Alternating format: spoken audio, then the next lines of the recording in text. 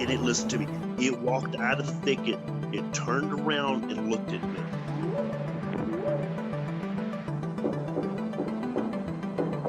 They looked up, and in this tree, there was a monkey man. And the monkey man jumped down out of the tree and started running away.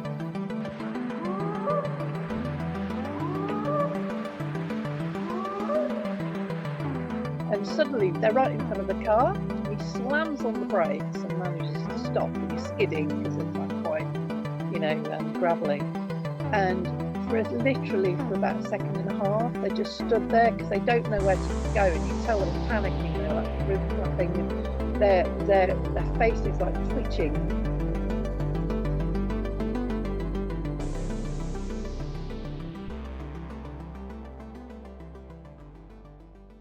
Welcome back to Bigfoot Society, a podcast where we focus on cryptids, the strange, and the unexplained of this world. If you've got a story or something weird to share, send an email over to me at bigfootsociety@gmail.com. And if you'd like to support this show, head on over to patreon.com/the Bigfoot Society.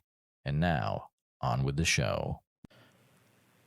All right, Bigfoot Society, we've got the privilege of talking to a new friend, Keith, calling in from Vancouver Island. How's it going today, Keith? Really good. We got some half-decent weather here for winter, so that's been nice. Still got snow up there? Yeah, we don't get much in Gold River where I am on the west side, middle of the island. It's really a lot of rain, 90% rain in the winter up here. So the mountains get more snow, but in the valley where we are, it's really nice and wet. I just came back from a weekend across the island on the east side. I met up with 4 other researchers over there. And we just spent the night, set up some sound equipment, did some hikes, and checked out some video cameras that are in the bush, and changed some cards. And it was pretty interesting, that trip. Slept in the car, froze. It was really windy and cold over where we were on the East Coast. And yeah, things have been going good. The Sasquatch is on Vancouver Island.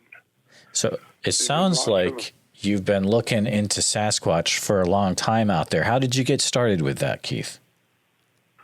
Ooh, I guess the Gimlin film first off, and then living out here in moving from Manitoba to Vancouver Island and living with the native community, basically. My parents bought a taxi company in northwest middle of Vancouver Island in the village of Gold River. And we ran that for 13 years. And just talking to the natives that we traveled with back and forth, just their old stories about Sasquatches, trying to, that in the villages back in the 1800s, the Sasquatch would reach in, the kids would sleep in the middle of the floor, not in the edges, because the Sasquatch would reach into the bungalows and try to grab the kids. So, yeah, there's quite a history back, even, back to the 1800s on Vancouver Island. If you look up the story about Mushlet Harry, an old native trapper back from the Maucha Band, which is up in Gold River here. That's the oldest account that I know of, and that dates back to the 1800s of Sasquatch being on Vancouver Island. And which is really cool because from the mainland on the east side, you can see it from the island. So it's a 2-mile swim. So Sasquatches actually commute from Alert Bay over to the islands, and the island hop. They come to Alert Bay, and they do a lot of howling up at the native reserve up there. I've got friends up there that send me phone recordings of howls, grunts, sounds. That's pretty cool. So for Sasquatch on Vancouver Island, there's a lot of activity. We just missed out on a bunch of howls and whoops. Saturday night, we went up to up by Was area, Port Alberni Was, and Port McNeil Was, sorry, and we were up there on the east side, and the 4 researchers that we met up there got some really good howls and barks and tree knocks, and we just set up a sound recorder in the bush up on the ridge below where they were camping, and they said we caught some good info. So it's interesting. The Sasquatch really flourish here. It's such a cool habitat. You know, we got Sasquatches that live basically on the ocean, eating clams, seals, anything on the ocean. You know, they're so abundant. And then we got ones that chase elk in the forest. You know, I really believe that some of the Sasquatches herd them up into a valley in the wintertime and will feed off of them during the winters. Out here, such a good food for Sasquatches. So it's a beautiful habitat. Vancouver Island is about 1,000 miles long and maybe 75 miles wide at the widest points. And the west side of it is open ocean to China. There's just rugged oceans, lots of beautiful big beaches on the west side, but you either fly in a helicopter, seaplane, or boat. And that's the only accessible way to the west coast. A few villages out there, Alert Bay, and they're really nice. Alert Bay is a Sasquatch haven. The Sasquatches swim over from the mainland over there for some reason, and spend a lot of time on the beaches, picking clam shells. And Alert Bay is a real hot spot for them. It's kind of annoying, they tell us. You know, there's so many, it gets dogs barking, you know, up to the res. So, yeah, we got hot spots on the island where they do come to shore, and we don't know why yet, but they come from the mainland over the island, and then they'll go back in different seasons. We lose them, you know some in the area, and then they'll be gone. I got about 4 areas out here that I really spend time in the last, 40 years. And there's activity up there. But we go out for a week, spend a week in the bush. They will come into camp. They'll throw rocks. My girlfriend's sister was a major non-believer until 2 summers ago, where she had a baseball-sized boulder was thrown at a tree 5 feet away from her at a campsite, 10 minutes out of Gold River. So we don't have to travel that far to get Sasquatches. We've had them in town sightings. We've had one at the water tower, one at the reserve out here, and within 2 miles of town, the reserve. The water tower is half a mile up the road. A gentleman walked his dog up by the water tower, and the Sasquatch walked right out in front of him, and the guy didn't believe in him until then. He just was a non-believer. So that was pretty cool. Right in town. That's really nice for Gold River, but we are settled in the bush. We do have bears, a lot of black bears in Gold River, in the island, cougars, wolves, and there's probably about 40 grizzly bears up at the north end of the island now. Elk, deer, yeah, we got quite a variety of animals, lots of food. There's no shortage of Sasquatch food on the island. If you're on the west coast, it's not hard for them to be on all fours, run out, grab a seal. There's a meal for them. So it's pretty cool. I got a good friend of mine that's putting a boating outing together They're going to go cruise some beaches, hit an old army base that's deserted, spend the night there doing a little bit of research, set some sound equipment up, a few trail cams, and see if they can get Sasquatch on the beach eating clamshells. So that's their goal. That sounds fantastic. Yeah. Keith, I have a question for you. Okay. I'm just going to throw one in.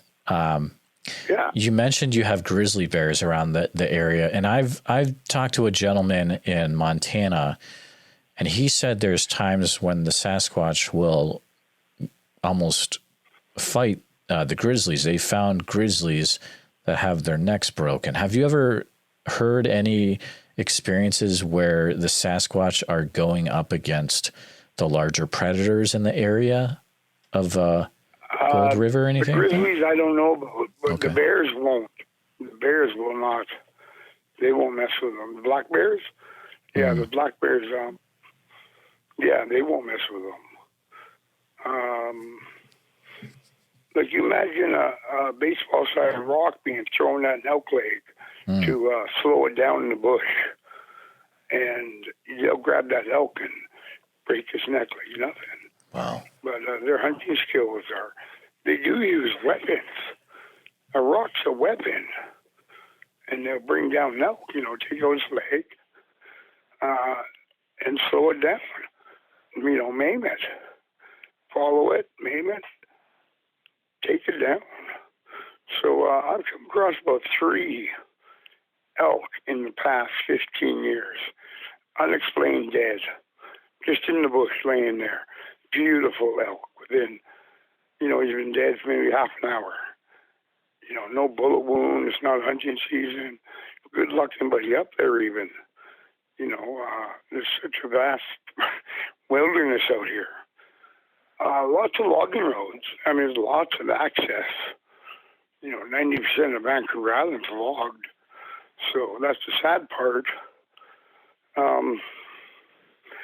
Accessibility is really nice.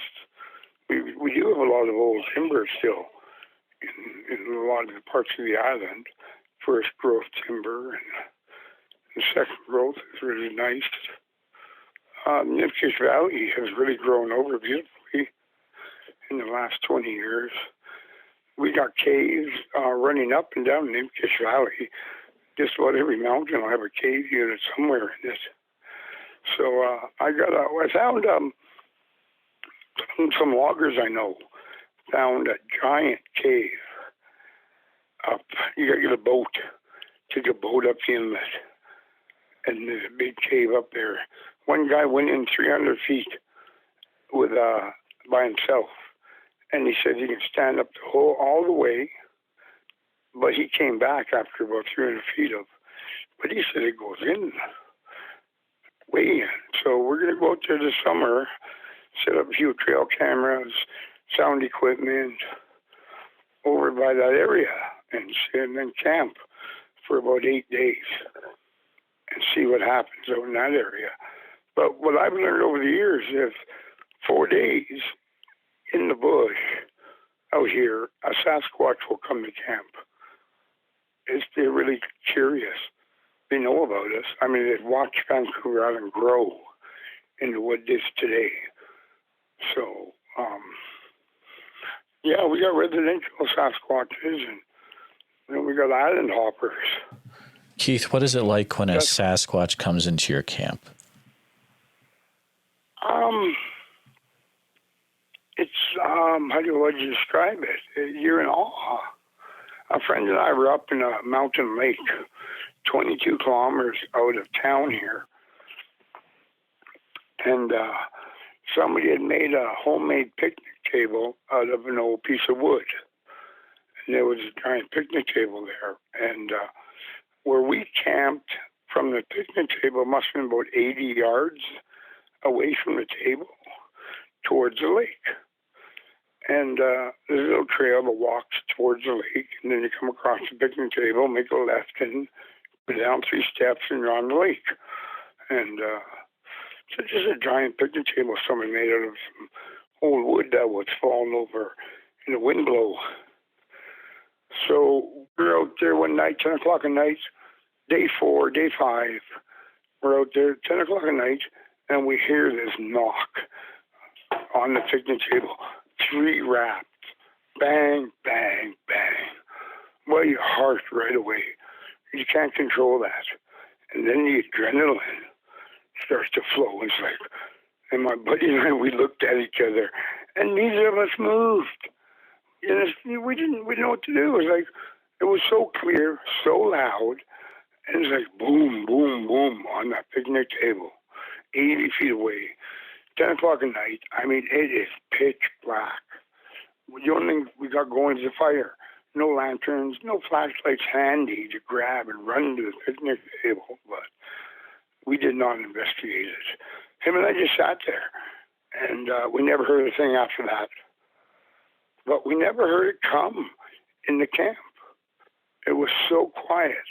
I think it walked along the lake edge and snuck into the camp up to the picnic table and then wrapped. The 3 wraps up there, but that was exciting.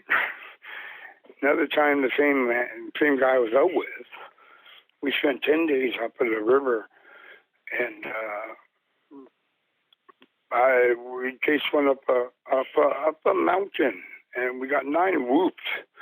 We didn't catch it, but we tried tracking it the best we could up this mountain, and we came to a rock, impassable for us. There's no way we can get up that rock. Once we got the timbers, it turned into a rock face. And you can see where it climbed up to the moss was ripped off the rock in certain areas. I mean, that's like a chimpanzee climbing up there, but an 1,800-pound one. I mean, all fours. You know, it was nothing for it to get up there. So we turned around, came back down to camp. I had my video camera going, and I was telling people that we were up this ridge, up this mountain, trying to, chasing a Sasquatch up there that we saw earlier or heard earlier. So I got 9 whoops as I'm videotaping. You can hear them, but I made the mistake and walked towards the river. Okay. And the river drowned the sound of the last 4 whoops out. Hmm. So you got more river than whoops. So I got 9 whoops on my video camera anyways. That was pretty cool. An odor. I have never, ever have I smelled a Sasquatch in the bush. You know how they talk about that putrid, rotten meat smell? I've never had that. I've never come across a dead deer or something in the bush. And I've never smelled a Sasquatch here yet. And tree structures. I've never come anything like giant trees being hoisted up in the air and stacked together. That's something else I've never come across here. On the mainland, I've heard stories, a 4-foot round tree will be wedged up against another one, and then 4 or 5 other smaller, longer poles will be jammed up against them, make some kind of teepee effect. So out here, I've never found those. And it's really hard. They make beds. They don't make houses. They'll lay in a nest like a gorilla out here on the island. They don't make houses. You won't find any tree structures where you climb into it and branches like a little fort. That they won't do it out here. Sorry, Keith. Have you found nest sites then? Oh, well, it's hard to say because the ground out here is like you get a bunch of ferns, and you don't know if the elk are laying in them or Sasquatch. So that's the thing. The elk will lay in the ferns too, and the Sasquatch. But you'll find indents where you think they was sitting over the years. One tree, the bark might just picked off parts of the tree or something, and you might find an indent where he'll sit and just sit there. And Yeah, they're very sneaky.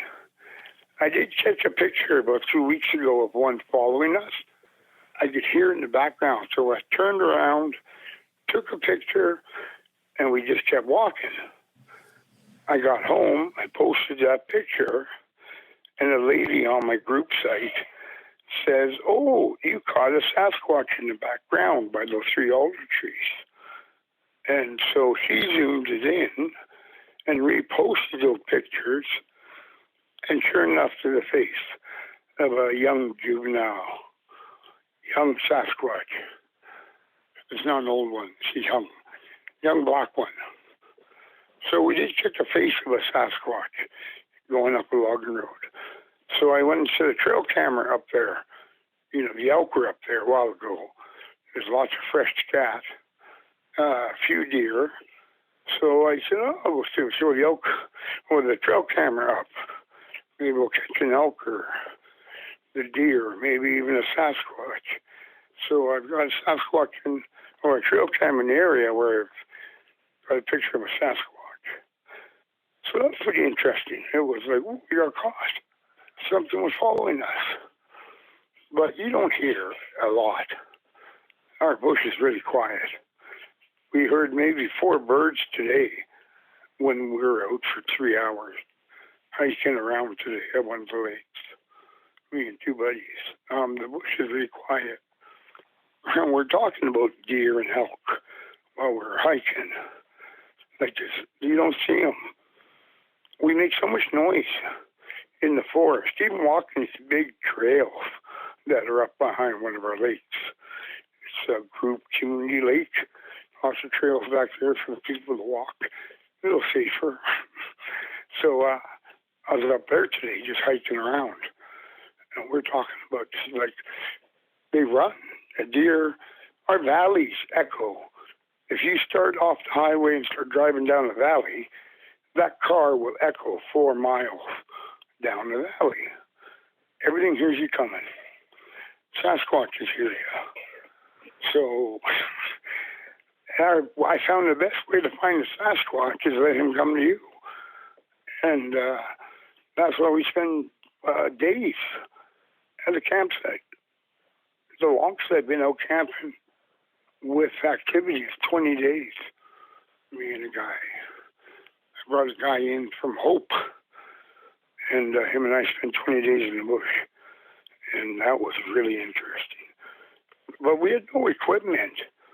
I don't work. I'm retired, health reasons, but I don't make a living anymore. So I don't have any equipment. I don't have sound equipment. You know, I want those big mics with a dish. That'd be really cool to have. And night vision. Now, wow, there we go. I've had a friend of mine that had, you know, $3,000 goggles, $3,000 goggles for night vision. Boy, it's like looking at daytime. Those are beautiful night vision goggles. But, you know, it's $3,000. I don't have that kind of money. Oh, sure. It's the amount of money you can put into gear is pretty out of this world. Yeah. Yeah, a friend of mine just spent $500 for a sound recorder. Yeah. You know, but it was built. You know, it was homemade. Really good, high-tech sound recorder. It'll pick up 3 different frequencies, and yeah, it's. But that's $500 he spent. But you know, there are guys who got money. I'm not one of them. I go out there, boots to the bush, with what I got on, and be a giver. But there you go. Beautiful island. Yeah, such a beautiful island. But you spend time anywhere in this forest, a week, and they will come. There's, you know, the abundance of them. So, Keith, you going back to how you mentioned that you grew up, you know, around the Indian culture. Do you happen to remember any other stories of Sasquatch that you would have heard growing up that you can share? If not, that's no problem. I just remember the kids, the older guys would say they would not sleep along the walls. They would sleep in the middle of the floor, 4 or 5 kids, because, Sasquatches are trying to get through the... But when Morris McLean, is an old native guy, passed away many years ago, he was a really good friend of mine. When he was 5 years old, they used to boat, they'd kayak from Friendly Cove, Nutty Island, up the inlet to Gold River. And they would hike 2 days in the Campbell River, which is on the east side. It's an hour out of Gold River if you drive now, but they would hike it. It would take them 2 days along the river trails. But Morris would cry because he would be so scared, because they'd be camping in Sasquatch areas, and the Sasquatches knew it.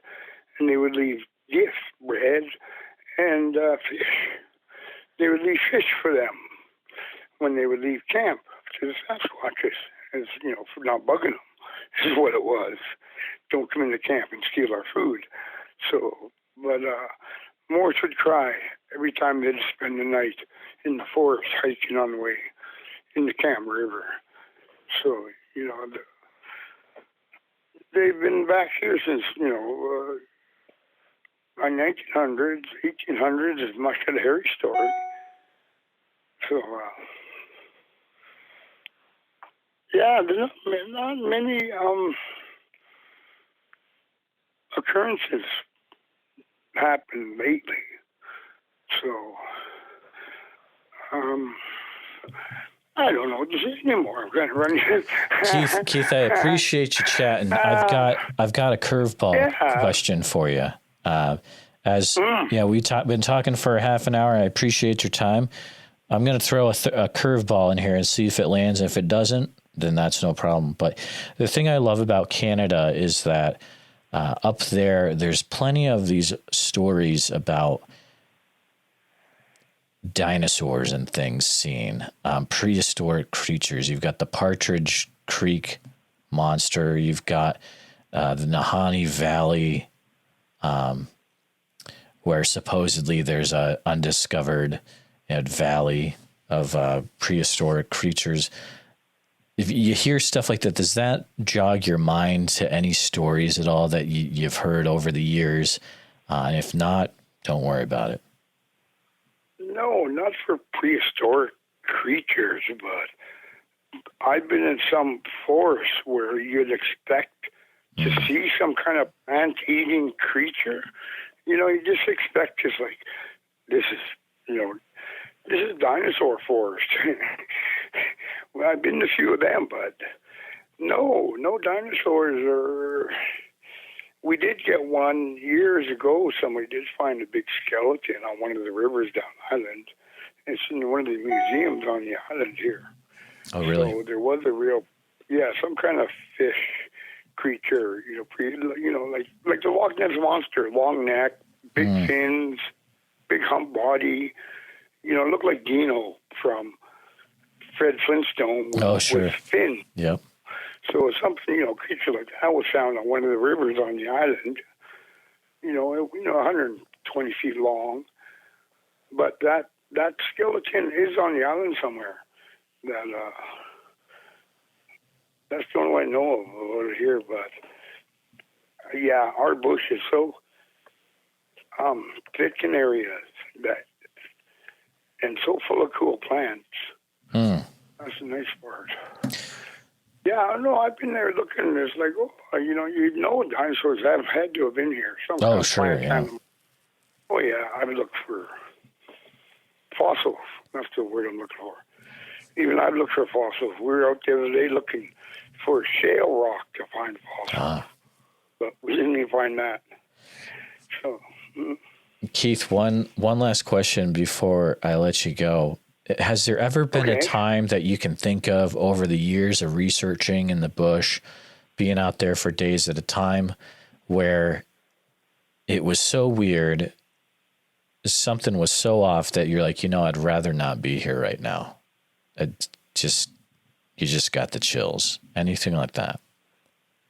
I broke down. I was trying to head to McCurdy Creek, which is up the inlet from Gold River, but there's a logging road that takes you right to the ocean, and it's only about 3 miles up from our government wharf.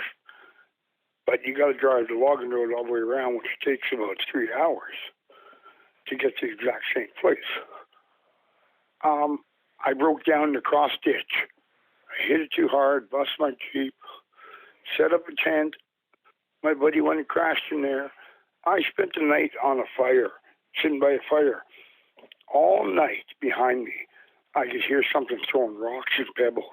Not big ones, just little. You'd hear it on hit the logging road. But then you hear a snap. It would sit there and break a branch, a twig. Not a big twig, but just something like a side of a toothpick, and you'd hear it. And I turned around and I couldn't see anything. And it's like, holy cow.